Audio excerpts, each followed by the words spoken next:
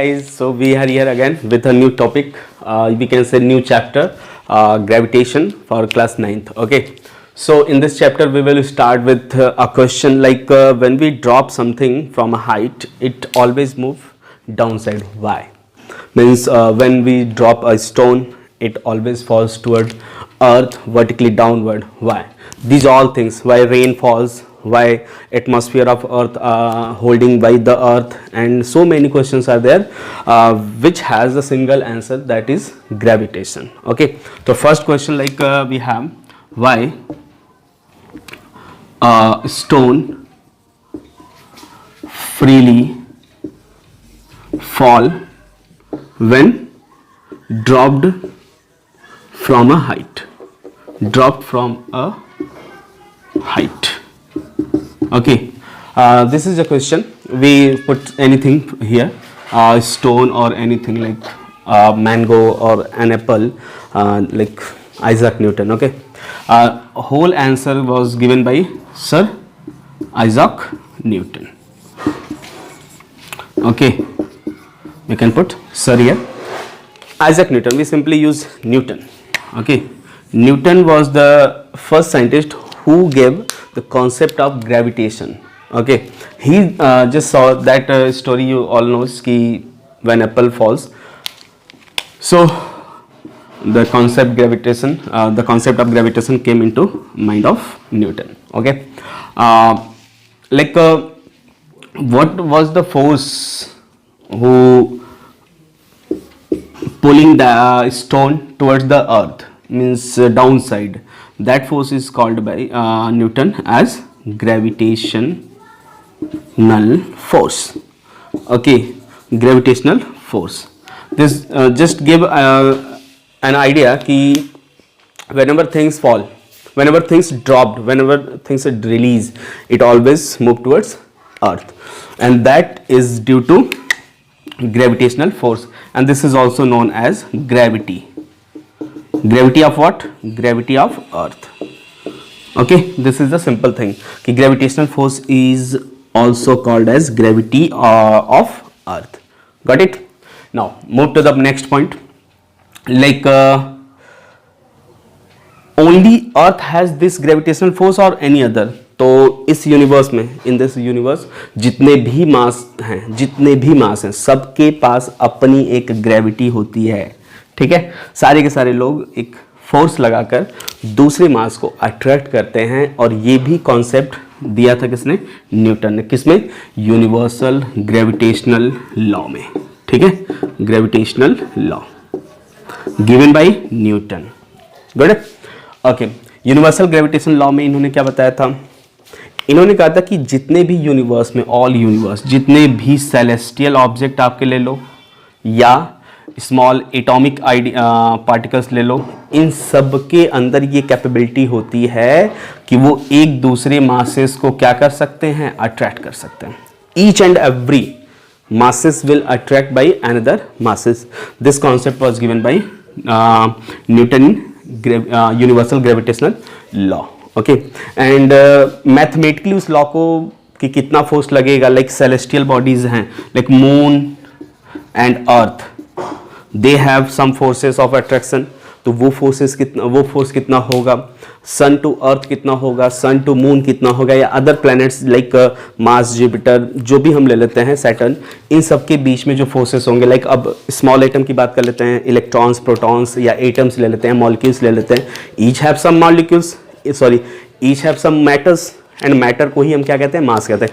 आगे हम इसको पढ़ेंगे कि what is the matters, masses. तो मासेस को हम डिफाइन करेंगे कि masses are the matters stored by the body. तो वो सबके पास है मासेस जो हैं.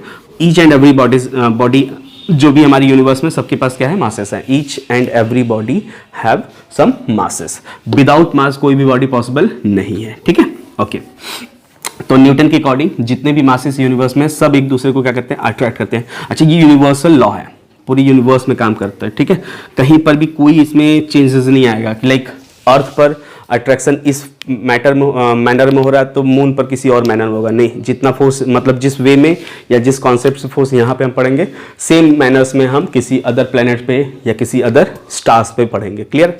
Okay, so first of all we have to see universal gravitational law, UGL. Okay, universal gravitational law. In this Newton said ki if there are two masses like m1 and m2, they have some space between them, like they are separated with the distance r. and पहले से आपको बता दूं मैं, ये जो distance होगा centre to centre होगा always.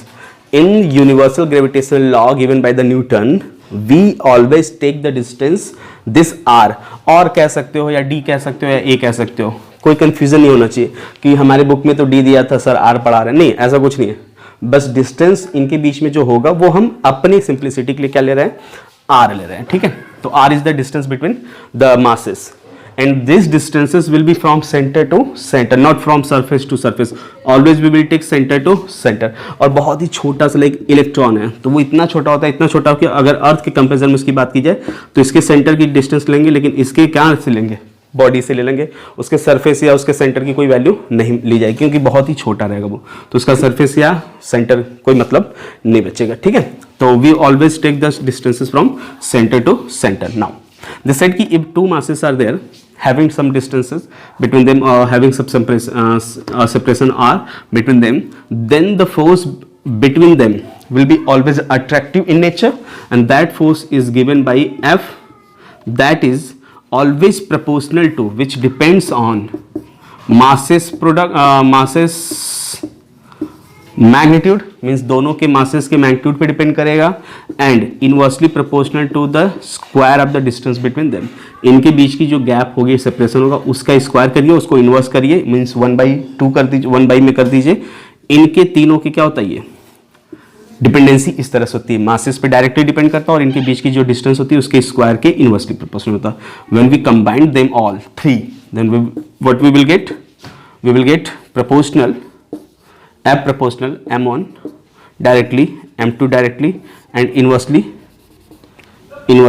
r square. Okay, and by removing this proportional we have to put some constant here, and that constant given by Newton was capital G, m1, m2 and r square is already there.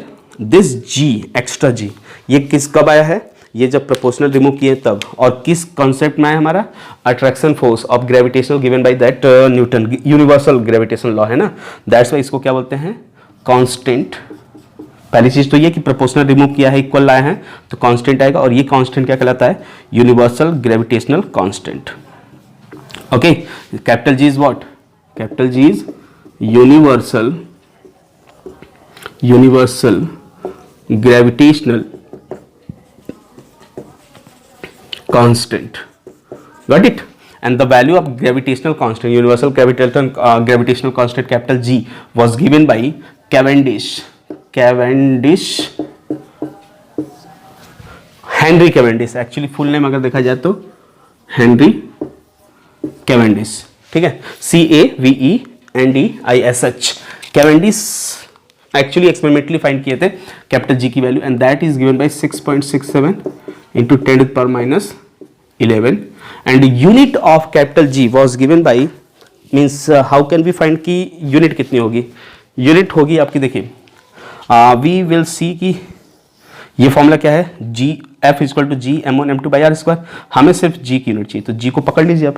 G को जब आप पकड़ेंगे बाकी को उधर replace करिए, तो इसको यहीं छोड़ते हैं, m1 को उधर ले जाएंगे तो क्या हो जाएगा, डिवाइड, m2 को ले जाएंगे तो डिवाइड, क्योंकि इधर ये दोनों मल्टीप्लाइड है तो नीचे चले जाएंगे, ये r स्क्वायर डिवाइड है तो वो चला जाएगा ऊपर. तो G इक्वल टू एक्चुअली क्या दिखेगा यहाँ से, F r स्क्वायर उधर चला जाएगा, F into R square divided by m1 m2. We will get this. And जब ये आप मिल जाएगा आपको F इंटू आर स्क्वायर, तो G की वैल्यू तो इतनी हमने बता दी. यूनिट क्या होगी सर इसकी, यूनिट G की यूनिट मीन्स इतने लोगों की यूनिट सेम होगी क्योंकि इक्वल है ये लोग. तो F की यूनिट क्या होती है, न्यूटन. R मीन्स डिस्टेंस है, दोनों के बीच में डिस्टेंस मीटर में होती है, तो मीटर और स्क्वायर है तो उसका square, newton metre square upon first mass kg, second mass kg, तो both masses will make kg square. This is the unit of capital G. And इसकी value 6.67 minus 10 to the power minus 11 जो होगी newton metre square per kg square, पूरी universe में change नहीं होगी. ठीक है, और ये यूनिट जो है आपकी किस में है, SI यूनिट है.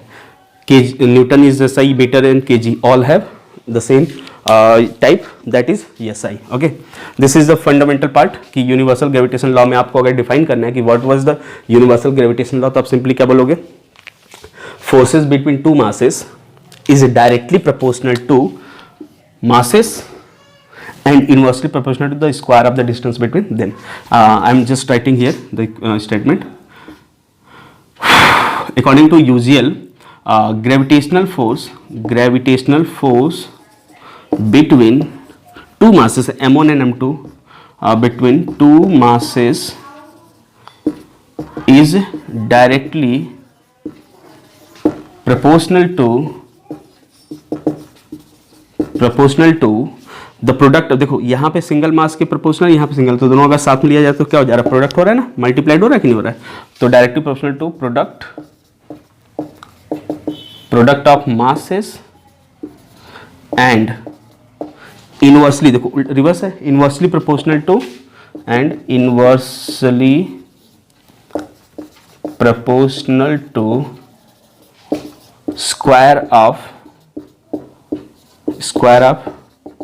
Distance between them. और ये डिस्टेंस कहाँ से ली जाएगी, आपको पहले बताया था, centre to centre. Okay, this is the statement for universal gravitation law which is given by Newtons, and in which a constant is there capital G, which value है which have value 6.672 × 10⁻11 newton metre square per kg स्क्वायर. पूरी universe में ये same रहेगा, पहली चीज. दूसरी चीज, this capital G doesn't depend on the these masses. Capital G की जो वैल्यू है इन मासेस पे डिपेंड नहीं करता कि इनका मास अगर ज्यादा या कम कर दे तो कैपिटल G चेंज हो जाएगा, नेवर. दूसरी चीज मीन्स मासेस पे डिपेंड नहीं किया, पहली चीज याद रखिएगा. दूसरी चीज, इनके बीच का गैप कितना है, आर को हम कम कर दे मीन्स मासेस को इतना पास कर दे और दूर दूर कर दे, इस पर भी डिपेंड नहीं करेगा. तीसरी चीज, इनके बीच में कौन सा मीडियम है, एयर है, वाटर है, ऑयल है, kerosene, what are they, we don't care. Capital G इनके बीच में मीडियम पे भी डिपेंड नहीं करता है, ठीक है. तो कैपिटल G इंडिपेंडेंट है हर एक चीज पर, पूरी यूनिवर्स में क्या रहेगा, सेम रहेगा. दैट्स वाई इसको क्या कहते हैं हम, universal gravitational constant. I hope इतनी बात समझ में आ गई आपको. आगे मूव करते हैं. नेक्स्ट C, कुछ कैरेक्टरिस्टिक्स है ग्रेविटेशनल फोर्स के. पहली चीज तो ये कि ये ग्रेविटेशनल फोर्स हमेशा अट्रैक्टिव नेचर का होगा और दो बॉडीज के बीच में काम करेगा. और आपको याद होगा कि फोर्सेस कभी भी अकेले नहीं आते. आप यूनिवर्स में कहीं पर भी अपने डेली लाइफ में भी देख सकते हो, फोर्सेस कभी भी सिंगल नहीं आते.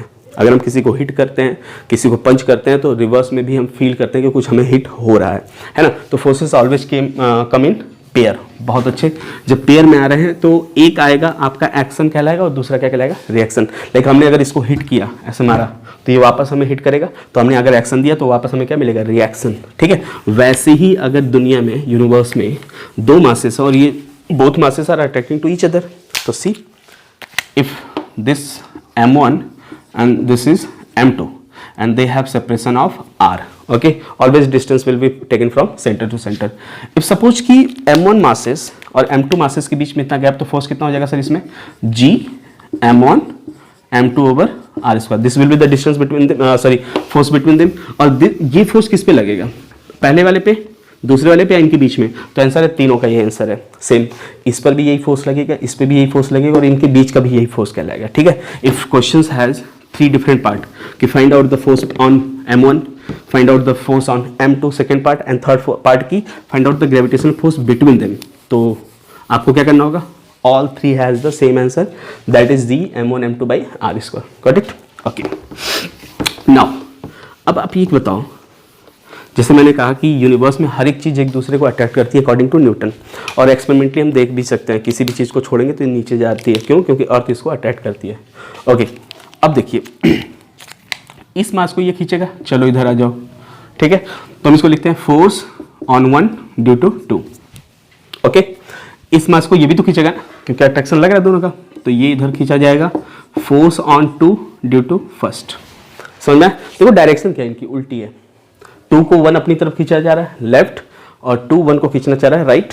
ठीक है, तो ये एक चीज ये तो श्योर है ना कि दोनों बराबर फोर्स से खींचेंगे, कोई ज्यादा से खींचेगा नहीं, तो दोनों फोर्स क्या रहेगा, F1 2 बराबर होगा F2 1 के. क्या ये सही है? तो आंसर है कि नो, रॉन्ग है. कैसे? देखिए, forces are vector, they have direction ना. अगर मैं F12 को F21 के बराबर कर दूं तो दे आर वेक्टर्स ना, तो यहाँ पे क्या लगाना होगा, डायरेक्शन भी मेंशन करना होगा, तो यहाँ पे हम क्या लगा देंगे माइनस, और ये माइनस रिप्रेजेंट करेगा कि they have some directions. Okay, और डायरेक्शन क्या है, अगर ये लेफ्ट होगा तो ये क्या होगा राइट, ये माइनस रिप्रेजेंट कर रहा है, अगर ये राइट होगा तो ये क्या होगा लेफ्ट, ये लेफ्ट होगा तो ये राइट, इंटरचेंज होंगे दोनों। और यहाँ पे सामने हम इसके ऊपर क्या लगा देंगे बार, और ये बार रिप्रेजेंट करता है कि they are vector. Clear. Now इसी को कुछ बुक्स में आपको मिलेगा ऐसे, अगर इसको मॉड में लिख दे, मॉड ऐसे क्यों कहते हैं हम, दो पैरेलल लाइन खींच देते हैं ना मॉड, और इसी के बीच में लिख देते हैं F12 और इसको मॉड में लिख देते हैं F21। तो क्या अब यहाँ माइनस लगाने की जरूरत है, तो आंसर है नो।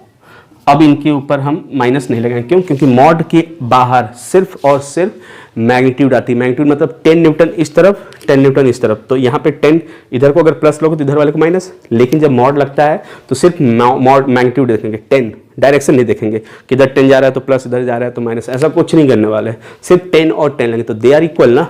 तो यहाँ पे जो मॉड लगा ये क्या देता है, मॉड्स जो होते हैं वो हमें देते हैं क्या, मैग्नीट्यूड। बात समझ में आ रही है। तो मॉड के बाहर हमेशा क्या आते हैं साइन में, पॉजिटिव आते हैं, कभी भी नेगेटिव नहीं आता, इसलिए यहाँ पे माइनस नहीं लगेगा। लेकिन अगर मॉड नहीं लगा तो they have minus sign. Clear. First characteristic of the gravitational force, कि अगर अर्थ जैसे आप सोचो, एक और क्वेश्चन यहाँ से रह जाएगा, अगर इस मार्कर को हम छोड़ें ऐसे रिलीज करें तो ये नीचे ही जाएगा, कंफर्म है। क्यों जा रहा है नीचे, क्योंकि अर्थ इसको खींच रहा है। क्या वाइस वर्सा अगर सोचे तो क्या ये मार्कर अर्थ को नहीं खींच रहा होगा, खींच रहा होगा, क्योंकि न्यूटन ने कहा था each and every mass is attract to each other. फिर ये मार्कर क्यों नीचे जा रहा है, अर्थ क्यों नहीं ऊपर आ रहा है, तो ध्यान से देखिएगा। आगे हम एक बार और चीज़ बताएंगे कि क्यों जो फोर्स है, क्यों अर्थ का मोशन फील नहीं होता हमें। हम अगर ऊपर से किसी चीज़ को छोड़ते हैं तो वही सिर्फ नीचे आता हुआ दिखता है, अर्थ ऊपर जाता हुआ नहीं दिखता। क्यों, बताएंगे वो, ठीक है। पहली कैरेक्टरिस्टिक ये हो गया। दूसरी कैरेक्टरिस्टिक ग्रेविटेशनल फोर्स की है कि बहुत ही लॉन्ग रेंज का होता है। आप अभी ग्रेविटेशनल फोर्स के बाद इलेक्ट्रोस्टैटिक फोर्स पढ़ोगे, न्यूक्लियर फोर्स पढ़ोगे, स्ट्रॉन्ग एंड वीक, इनकी बात आप पढ़ोगे 12th में कि ये बहुत ही शॉर्ट रेंज होता है। न्यूक्लियर फोर्स तो बहुत ही शॉर्ट होता है, न्यूक्लियस के अंदर काम करता है। और न्यूक्लियस की साइज में आपको बता दूं 10⁻⁻15 मीटर होती है। सोचिए कितना कम होगा ये, -15 है ये, 1/15 टाइम्स 0 करके करोगे तो उतना होता है वो, तो बहुत ही कम डिस्टेंस में वो काम करता है। अगर इससे ज़्यादा कर दोगे तो न्यूक्लियर फोर्स वैनिश्ड हो जाएगा, इतने दूर पे न्यूक्लियर फोर्स नहीं काम करेगा।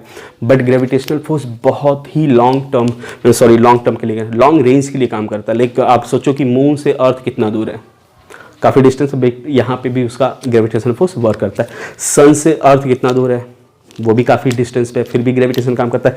इवन सोचिए जुपिटर, जो हमारे सोलर पैनल का बाहर वाली हिस्से पे पड़ते हैं लोग, जुपिटर हो गया, सैटर्न हो गया, नेपच्यून हो गया, इन सब पे भी अर्थ सन का ग्रेविटेशन लगता है। क्यों, क्योंकि ग्रेविटेशनल फोर्स की रेंज क्या होती है, बहुत ही ज़्यादा। तो सेकेंड प्रॉपर्टी क्या होगी, range of gravitational force is very large. Got it. Third property ये होगी पहली प्रॉपर्टी की फोर्सेस हमेशा क्या लगेंगे, उल्टी डायरेक्शन में। अगर दो मार्कर हैं, इस रेड वाले ने इसको अपनी तरफ खींचा होगा तो ये वाला अपनी तरफ खींचेगा, तो एक का लेफ्ट हो जाएगा तो दूसरे का फोर्स क्या आएगा, राइट। फर्स्ट थिंग ये, ठीक है। दूसरी चीज क्या होगी कि बहुत ही लॉन्ग के लिए काम करते हैं। तीसरी चीज बड़ी इंपॉर्टेंट प्रॉपर्टी, कंजर्वेटिव। नाम में भी पहली बार आप सुन लोगे, अगर सुने होगा तो बहुत अच्छी बात है। Conservative, what does mean by conservative force. Gravitational force जो होता है Fg, हम इसको लिख लेते हैं, gravitational G for gravitation, F for force. Gravitation force is what, conservative in nature. What does mean by conservative, conservative का मतलब क्या होता है, तो देखिए ध्यान सुनिएगा। कंजर्व और नॉन कंजर्व, आपने सुना होगा जनरल लैंग्वेज की। कंजर्व का मतलब जो सेम टू सेम बचा रहे, लाइक आपके पास पहले 10 रुपए थे, अभी भी 2-3 दिन बाद भी देखा गया तो वही 10 रुपए हैं। या यहाँ से आप बनारस जाते हो, आपके पास 100 रुपीज़ थे, वो 100 रुपीज़ आपके पास पड़े हैं, इसका मतलब आपका वो मनी क्या है, कंजर्व है। और आप यहाँ से बनारस जाते हो बाई मीन किसी भी तरीके से, टिकट हो या कुछ खा पी लिया, आप उसमें से 80 रुपीज़ खत्म कर दिए, 20 बच रहे हैं, 80 रुपीज़ खत्म हो गया, आपका टिकट ले लिया, कुछ भी कर लिया, तो अब ये जो मनी हो गया ये नॉन कंजर्व है, ये खत्म हो गया, डिकेड हो गया, खत्म हो गया कि नहीं हो गया। कंजर्वेटिव मीन्स जो बना रहे। तो ये जो फोर्स है ग्रेविटेशन, ये कंजर्वेटिव होता है। देखिए कैसे, अगर मैं बात करूं कि दिस इज अर्थ, आप यहाँ पे एक छोटा सा मास रखो, छोड़ोगे तो ये नीचे आएगा, ठीक है। क्यों, क्योंकि ग्रेविटी इस पे फोर्स लगाती है, जिसका नाम लिख लेते हैं हम लोग ग्रेविटेशनल फोर्स।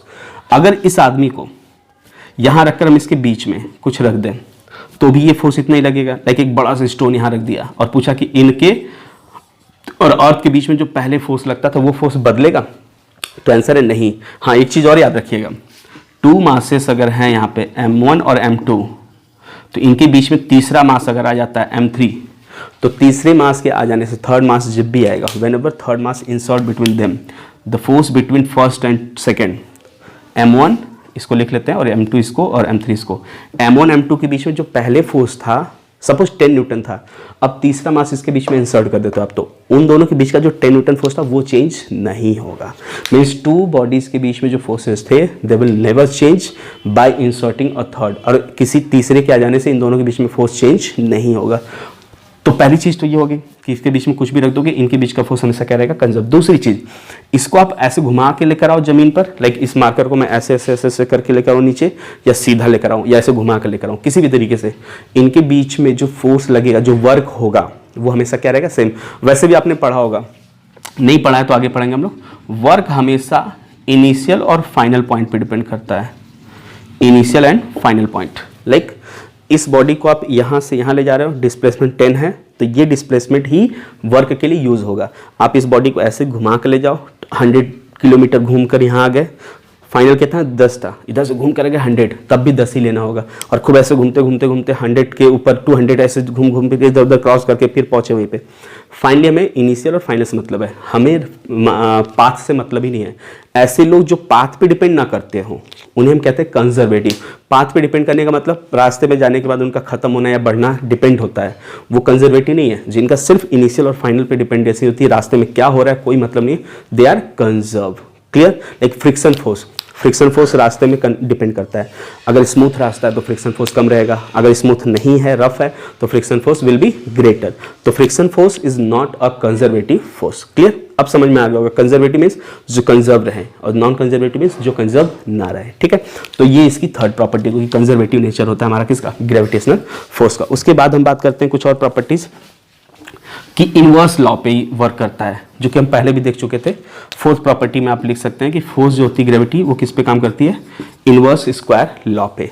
आप डिस्टेंस बढ़ाओगे इनके बीच का, तो जो फोर्स के घटने की रेट होगी वो डबल रेट होगी। लाइक पहले 1 मीटर था तो फोर्स जितना भी था, इनके बीच की गैप 2 मीटर कर दोगे तो फोर्स हाफ नहीं होगा, 1/4 हो जाएगा। स्क्वायर में घटता है फोर्स, वो हम अभी न्यूमेरिकल्स में सीखेंगे। अभी फॉर्मूला भी देखा था आपने, क्या था फॉर्मूला हमारे पास, फॉर्मूला बार बार लिखा करिए, G m1 m2 over r square, this was the formula ना, फोर्स H इक्वल्स टू, है ना। तो F इनवर्सली स्क्वायर डिपेंड करता है, इनवर्सली किसके, square of the distance. That is the fourth property, कि जब भी डिस्टेंस बढ़ाएंगे फोर्स घटेगा, लेकिन डायरेक्ट नहीं, स्क्वायर होके घटेगा। ठीक है, okay. Fourth properties completed. Fifth property देखिए, फिफ्थ प्रॉपर्टी में हम बात करेंगे, हमारे पास जैसे हो गया इन दोनों बॉडी के बीच में मीडियम अगर हम वाटर रख दें, अभी लाइक ये दोनों मार्कर के बीच में ग्रेविटेशनल फोर्स लग रहा है, अट्रैक्ट कर रहा है, वो फोर्स 10 है। इनके बीच में एयर था, अगर इनको मैं पानी में रख दूं तो अभी इनके बीच का वाटर मीडियम हो गया ना, क्या फोर्स वही रहेगा जो पहले था या चेंज हो जाएगा? तो आंसर है चेंज नहीं होगा। बट आगे आप पढ़ोगे electrostatic force, plus minus electron and proton, ये अट्रैक्ट होते हैं एयर में, तो इनका फोर्स अलग आएगा। इनको पानी में रख के अट्रैक्ट कराओगे, वहाँ फोर्स अलग आएगा। केरोसिन में रखोगे, अलग फोर्स आएगा। लेकिन ग्रेविटेशनल फोर्स मीडियम पे डिपेंड नहीं करता है, कि मासेस के बीच में जो मीडियम है, मीडियम इंडिपेंडेंट, मीडियम पे डिपेंड नहीं करता, कौन, ग्रेविटेशनल फोर्स। ठीक है, ये हमारे पास these are some factual properties, characteristics of gravitational. 1 2 3 4 properties are there, but हम इसमें ही बात करेंगे। एक लास्ट जो सबसे मोस्ट इंपॉर्टेंट है, ठीक है, उस पर काम करते हैं। देखिए 6th property we can say, ये ग्रेविटेशनल जो लॉ था, यूनिवर्सल ग्रेविटेशनल लॉ, उसी में ऐड भी कर सकते थे कि force between two masses always directly proportional to the product of masses and inversely proportional to the square of the distance. एक चीज और छूट गई थी वहां पे, वही एक प्रॉपर्टी यहाँ पे लिखवा रहा हूँ मैं। देखिए अगर ये एक masses m1 is here and m2 is here and the line joining them is this one, तो फोर्स ऑफ अट्रैक्शन, नेचर तो हमेशा अट्रैक्शन होगा, वो फोर्स ऑफ अट्रैक्शन किधर होगी? क्या ऐसे होगी? देखो अट्रैक्ट तो कर रही है, एक दूसरे की तरफ जा रहे हैं, लेकिन अट्रैक्शन ऐसे होगा? तो आंसर नो। तो कैसे होगा? तो अट्रैक्शन जो होगी वो दिशा क्या होगी? तो इन दोनों को ज्वाइन करने वाली जो लाइन होती है, इसी के अलोंग ही जाते हैं लोग हमेशा। याद रखिए, ये सिंपल लग रहा होगा लेकिन बहुत कॉम्प्लिकेटेड चीज़ है। फोर्सेस जो होती हैं, ग्रेविटेशनल फोर्स हमेशा वो दो बॉडी के बीच में जो लगती हैं उन दोनों बॉडी को ज्वाइन करने वाली लाइन के ही अलोंग लगेंगी, ठीक है। Like suppose this is a triangle shape, आप यहाँ पे एक मास रख दो 1, यहाँ पे 2 और यहाँ पे 3। अगर मैं पूछूं 1 और 3 के बीच का फोर्स किधर होगा तो आप क्या करोगे? 1 और 3 के बीच के फोर्स को दिखाने के लिए आप क्या करोगे? 1 और 3 को ज्वाइन करोगे, ये लाइन हो गई जो कि पहले से बनी थी, इन्हीं के अलोंग ये लोग एक दूसरे को क्या करेंगे? अट्रैक्ट करेंगे। क्लियर? 2 और 4 को करते तो, सॉरी 1 और 2 को करते तो 1 और 2 को ज्वाइन करते, ऐसे से ये लोग अट्रैक्ट करेंगे एक दूसरे को, है ना। 2 और 3 के बीच में ये होगा, ऐसा अट्रैक्शन होगा। क्लियर हो रही बात? ओके, एक स्क्वायर पे देख लीजिए आप, लाइक एक स्क्वायर ऐसे हमारे पास है, 4 masses are there, 1 2 3 and 4, 1 2 3 and 4। आप बताओ कि 1 और 3 के बीच में फोर्स किधर लगेगा? तो 1 3 को पहले ज्वाइन करो। 1 3 is join, no we have to join. ये देखो ज्वाइन किया, इनके बीच में जो फोर्स रहेगा इस तरफ लगेगा। तो इस प्रॉपर्टी की बड़ी इंपॉर्टेंस है यहाँ पे कि फोर्सेस जो रहते हैं, फोर्स जो ग्रेविटेशनल फोर्स होती है, that will always work along the line joining the body, ठीक है। क्लियर? सो यहाँ तक तो हो गई हमारी बेसिक प्रॉपर्टीज ग्रेविटेशनल फोर्स की, उनकी कैरेक्टरिस्टिक्स, उनकी वजह, है ना। वैसे ग्रेविटेशनल फोर्स की जो वजह होती है ना, कुछ बुक्स में आपको मिलेगा ग्रेविटॉन।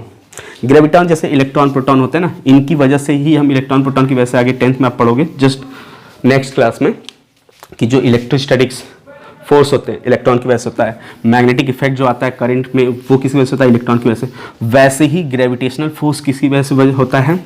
ग्रेविटॉन एक पार्टिकल माना जाता है, जस्ट एज्यूम किया गया है ऐसा कि हाँ ग्रेविटॉन जैसा कुछ अर्थ के अंदर या मासेस के पास होती हैं जिसकी वजह से ग्रेविटेशनल फोर्स वर्क करता है, ठीक है। हम कह सकते हैं कभी अगर ऐसा मिलता है तो वी विल थिंक कि हाँ ऐसा कुछ हमने सुना था कभी। तो ग्रेविटेशनल फोर्स की मेन वजह क्या बोलेंगे हम लोग? ग्रेविटॉन। अगर कोई पार्टिकल के नाम देते हैं लाइक इलेक्ट्रॉन, प्रोटॉन, न्यूट्रॉन, वैसे ही ग्रेविटॉन होते हैं, ठीक है। चलिए, और gravitational force is contact force और field force. 2 types of forces are there. First one is contact and second one is field. Contact मतलब जो टच होने पर फोर्स लगे, लाइक हमें अगर इसको धक्का देना तो हम इसको टच करेंगे, बिना इसे हवा में धक्का तो दे नहीं सकते, तो इसको हमें टच करना होगा। This types of forces are known as contact force. और बिना टच किए, लाइक इसको छोड़ा, अपने आप जा रहा है, ग्रेविटी खींच रही है, हाथ तो नहीं लगाया ना, ग्रेविटेशनल फोर्स किसी कनेक्शन की वजह से लग रहा है कि नहीं, अर्थ से कुछ हाथ निकल रहा है जो दिख नहीं रहा वो पकड़ के ले जा रहा है, ऐसा कुछ नहीं है।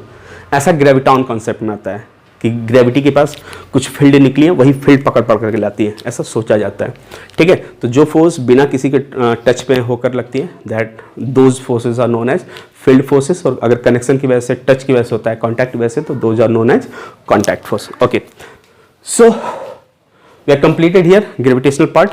Now last part of this video is Kepler's law. Kepler's law. See, Kepler's, Johannes Kepler. If we just discuss the full name of this, Johannes Kepler, okay, was the first scientist who tells us about the planetary motion of the planets around the sun. कैसे planet move करते हैं सन के around, किस path में move करते हैं, कितने time में मूव कर सकते हैं, किस स्पीड से, कब उनकी स्पीड बढ़ती है, कब घटती है, काफ़ी चीज़ें इन्होंने बताया था, ठीक है। उस पर हमने इन्होंने क्या किया था? 3 लॉज दिए थे। First law that is known as orbital law, ठीक है। Second law named as law of area and third law is name as law of period, okay. तो we will discuss one by one. First, orbital law, law of orbit, we can say orbital law.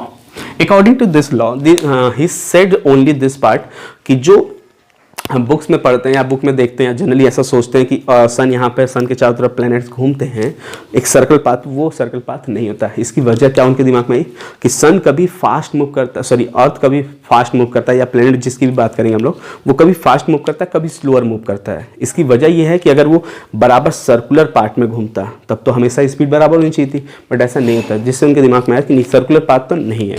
तो वो उन्होंने path क्या suggest किया था? According to Kepler's in orbital law, he just said कि all planet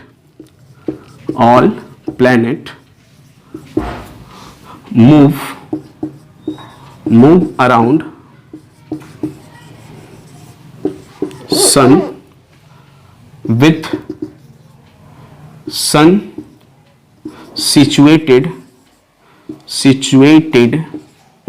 eight one of all planet move around sun with sun situated at one of no, ऐसे नहीं लिख सकते, थोड़ा कॉम्प्लिकेटेड हो जाएगा, ऐसे लिख लेते हैं all planet move in an electrical path, ये ज़्यादा छोटा भी हो जाएगा और सिंपल समझ में आएगा। All planet move in an elliptical orbit, path को ही ऑर्बिट कह सकते हैं जिस पाथ पे घूमता है।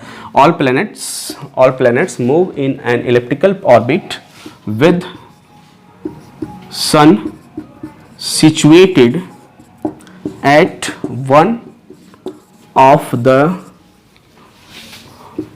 with the sun situated one of the focus के प्लूरल को हम फोकी कह देते हैं, डबल फोकस होते हैं, इलेक्ट्रिक में अभी पढ़ेंगे हम। One of the foci, simply देखो इतना इजी है, ऑल प्लैनेट्स में move in an elliptical orbit with sun situated at one of the foci, means जितने भी प्लैनेट्स मूव करते हैं वो एक इलिप्स में मूव करते हैं। देखो ये इलिप्स है, सर्कल होता है कुछ इस तरह से, इनके सेंटर से हर एक डिस्टेंस क्या होती है, बराबर होती है, ठीक है, चारों तरफ की। लेकिन इलिप्स में क्या होता है, ऐसा नहीं होता है।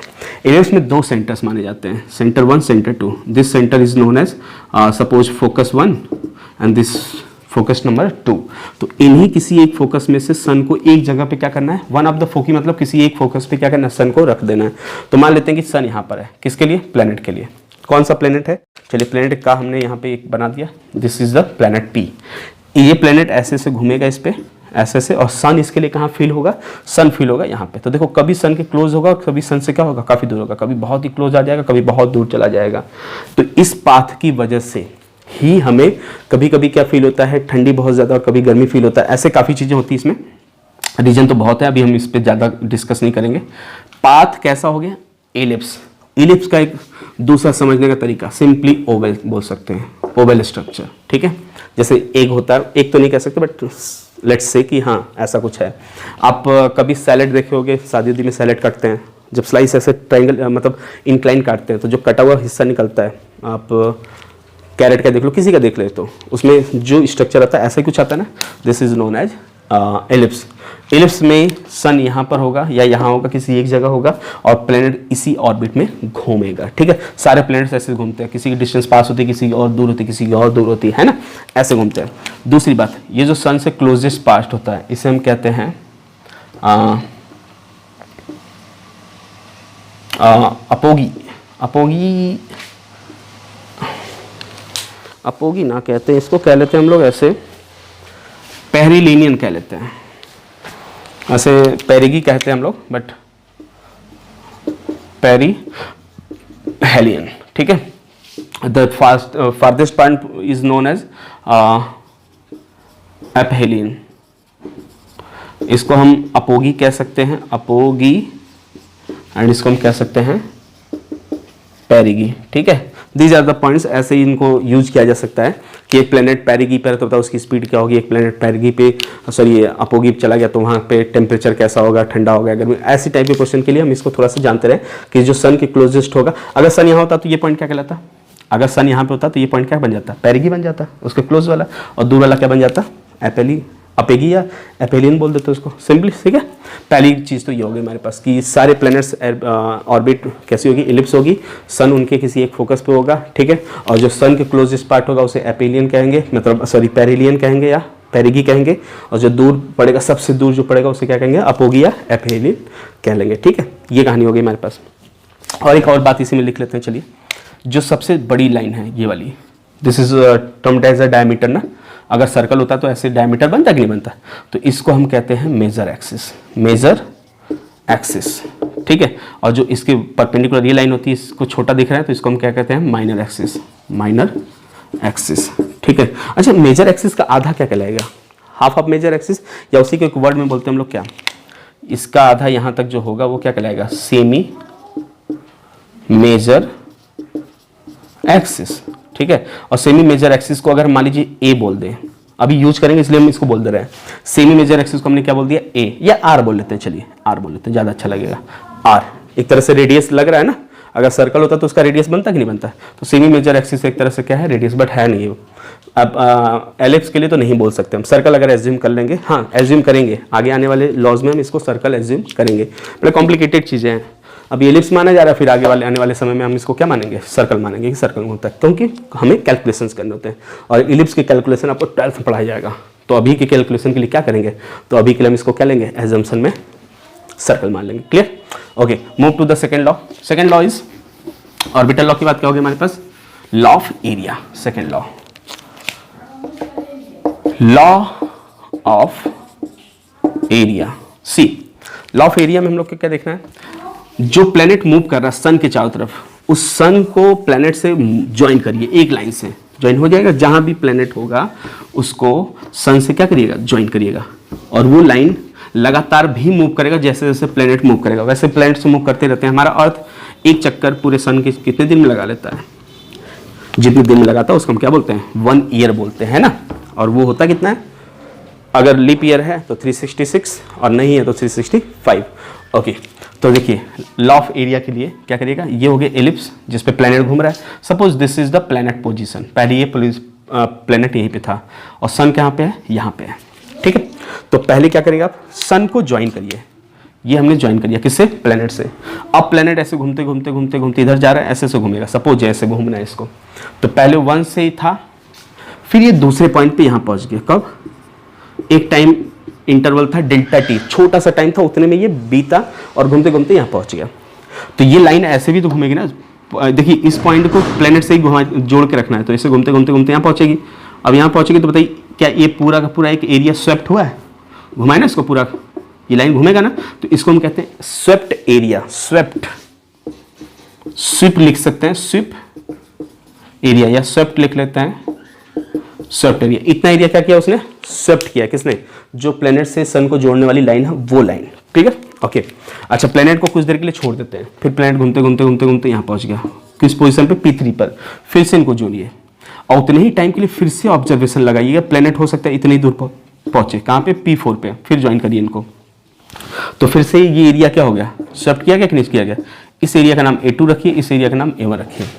अकॉर्डिंग टू दिस लॉ, देखिए फिर से मैं बता रहा हूँ, प्लेनेट घूमते रहते हैं, प्लेनेट जिस भी पोजीशन पे होगा उसी समय फोटो खींचिए, सन को मिला एक लाइन खींचिए, फिर कुछ देर बाद फोटो खींचिएगा। कितने देर बाद, डेल्टा टी टाइम बाद।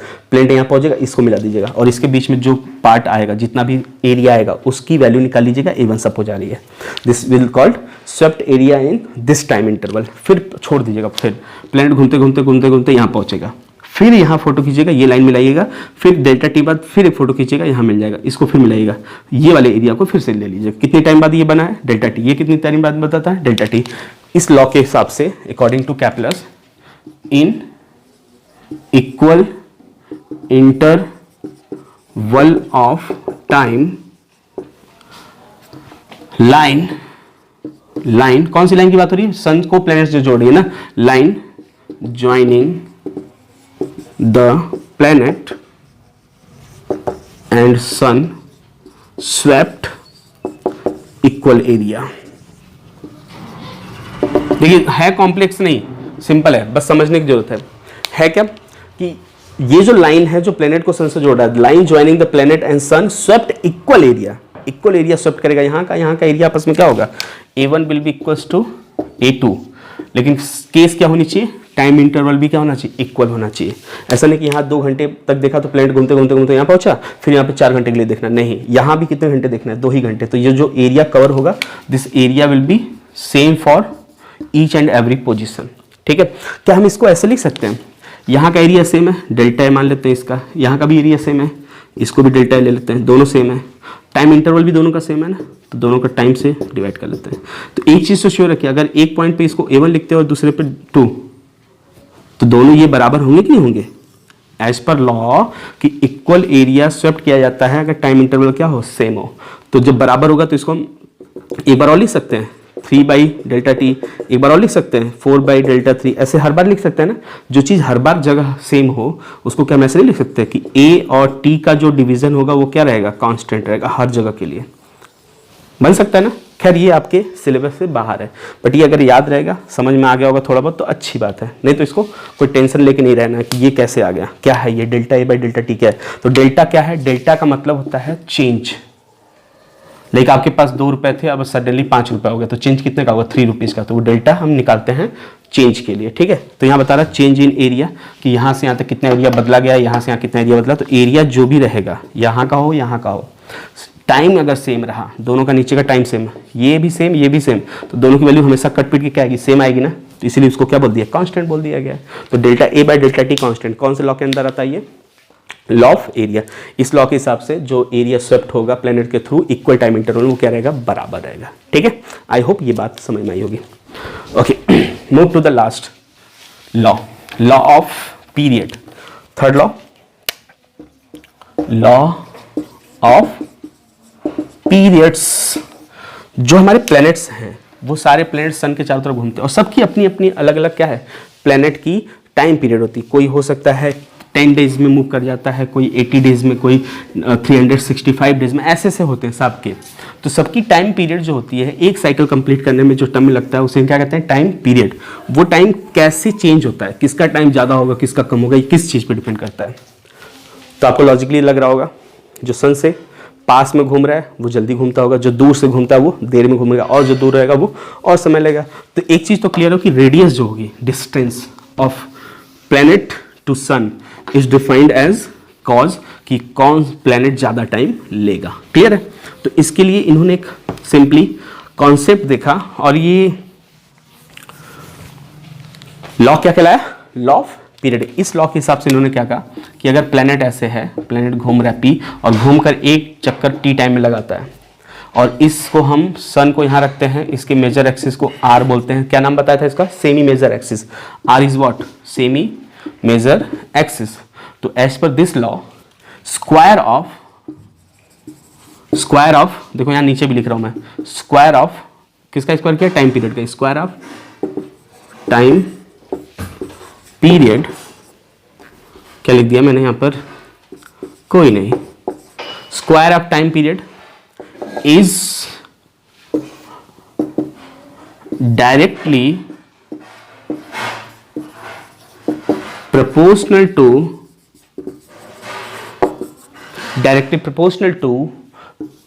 क्यूब ऑफ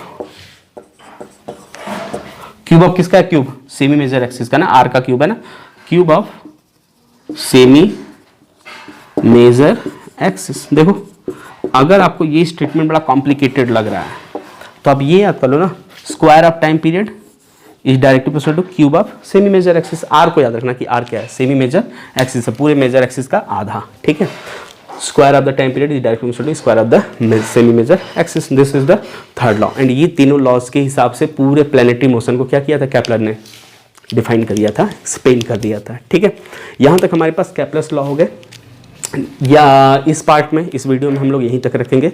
उसके बाद नेक्स्ट पार्ट से हम लोग ग्रेविटेशन के नेक्स्ट पार्ट करेंगे, नेक्स्ट टॉपिक्स करेंगे, ठीक है। तो आज के लिए इतने रखते हैं, इस वीडियो के लिए इतने रखते हैं।